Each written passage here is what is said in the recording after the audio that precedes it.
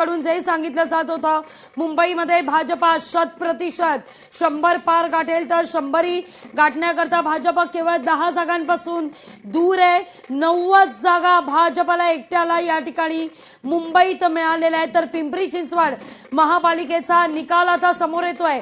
दादांकरता ही निवडणूक महत्वाची होती। भाजपा 74 जागांवर आघाडीवर, जिथे अजित पवार म्हणालेले होते कारभारी बदला, तिथं भाजपा लीड घेताना दिसतीये।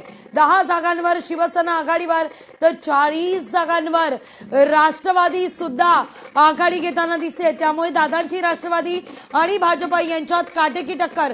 पुण्यामध्ये न्यू इंग्लिश स्कूल केंद्रावरील मतमोजणी अखेर थांबवलेली आहे। रुपाली ठोंबरे पाटील यांची मागणी मान्य झाल्याचं पाहायला मिळतंय। मशीन बदलण्याचा आरोप करत रुपाली ठोंबरे पाटील या आक्रमक झालेल्या होत्या आणि आक्रमकपणाचा पवित्रा घेत त्यांनी थेट पोलिसांना पाचारण केलेलं होतं। पोलिसांसमोरच सत्य काय हे उघड करण्याचा त्यांनी प्रयत्न केलेला होता। दोन्ही ईव्हीएम मशीनच्या क्रमांकांमध्ये असलेल्या बदलासंदर्भातले थेट पुरावे त्यांनी सादर केल्यानंतर त्या ठिकाणचा काय निकाल लागतो। मात्र लागवी, तुम्ही जसं मगाशी म्हणत होतात की कारभारी दमानं अशा प्रकारे ज्या वेळेला म्हटलेलं होतं त्यालाच भाजपनं थेटपणे एका लावणीच्या रूपातून आणि गाण्याच्या रूपातून त्यांना थेट उत्तर दिलेलं होतं।